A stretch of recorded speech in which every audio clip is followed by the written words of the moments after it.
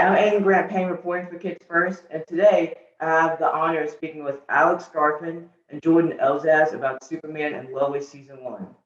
Alex Garfin's credits include New Amsterdam, and he voiced Linus in the Peanuts movie.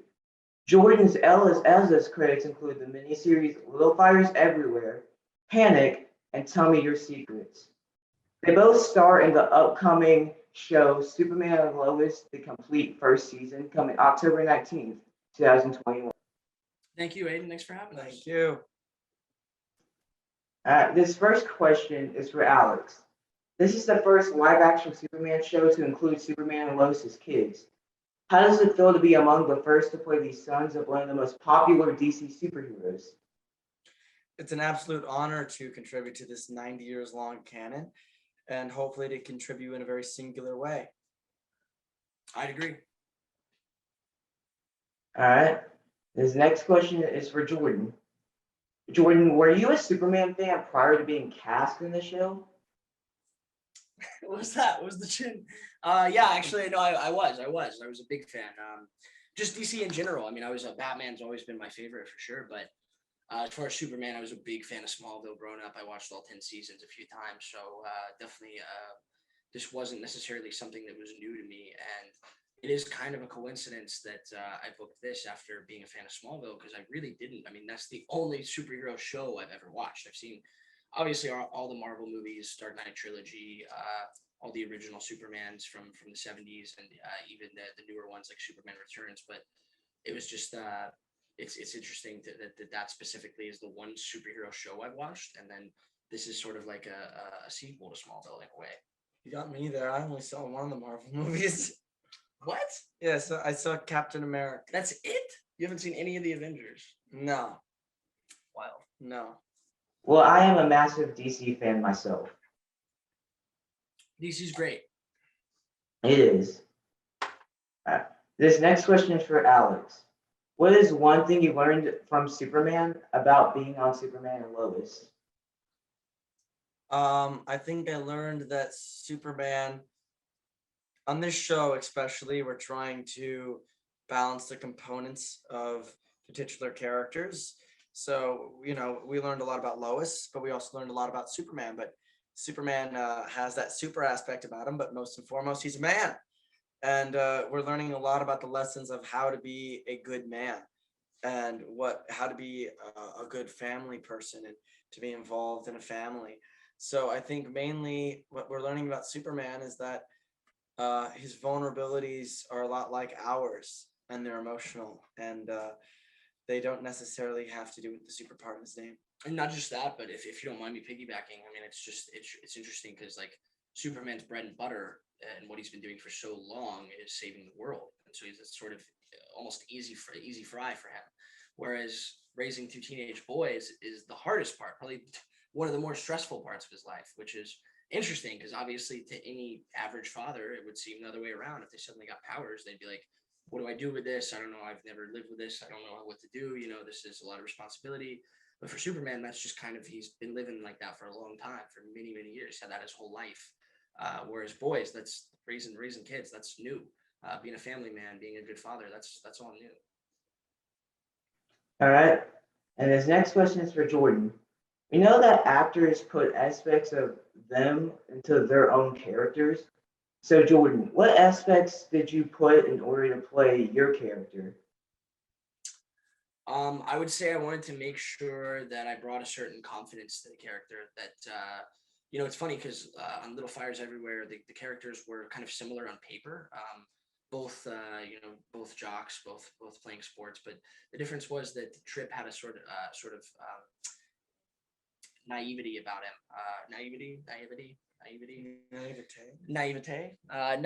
was naive and he was a bit immature, and I think Jonathan is quite mature. And I think but most of that comes from the fact that he has such great parents that are both very strong people, strong leaders, and he's inherited a lot of those traits: perseverance, discipline, doing the right thing, and integrity, doing the right thing when no one's looking. It's very respectable. And he definitely is well on his way to becoming a leader with or without powers. So that's something that I wanted to make sure I brought to the table. is that sort of that confidence in the choices he makes, and few regrets, I think, would be a good way to sum it up. Just knowing that he's doing the right thing most of the time. No regrets and no mercy. Well, what about you, Alex? What did you incorporate into playing Jordan? I think I incorporated Yeah, what did you incorporate into playing me? shut up. I think mainly what I incorporated for myself in this character was trying to suss out a way to, I feel like we're very dissimilar, the character and I wanted to relate to him on a human level, but beyond that human level, I really wanted to create a new person. It's what I take a joy in acting, is to create a new person. So it was almost a goal of mine to make him very dissimilar from me, and the actual part itself on paper was very dissimilar to me. So I think we shared a human element. I think we shared similar values as well. But besides that, in mannerisms, in action, and way of speaking, even, I think we're just very different people. Gotcha. Alex, we both know that filming took place in Britain, Columbia, and you're from New York. So, what was the experience filming far from home? You know, being so far from home for so long has effects that you can't necessarily predict. Being away from family from so long, we're both kiddos. I was filming this when I was 17. I'm 18 now. So being away from a lot of my family for that long, it was tough. But honestly, I loved this work so much that it was never not worth it. The honor of it allowed me to be fine with being so far from home. Although I do have to say, the pizza is better in New York. No one will deny that the pizza is better in New York. Let's keep it real. The pizza's better everywhere. Pizza is, yeah, honestly, but the pizza's better in New York. Hamburgers are better in New York. All right, and that's all I'm gonna say. Drop the hat. Drop the hat. And that is Alex Garfin, everyone. Thank you. Shameless New York plug, everyone. All right, Jordan. When comparing Superman and Lois with other versions of Superman, what makes this show stand out? I mean, first and foremost, the family dynamic of it, and the fact that it's less focused on the action, in my opinion, than even than Smallville. Smallville was pretty focused on the family aspect of things, but it was also a different dynamic with it was young Clark growing up instead of Clark and Lois raising two sons. So big difference there, and sort of coming into this show, I mean, you see even more of that sort of dramatic aspect on that side of things, and maybe a little less action than you might be used to.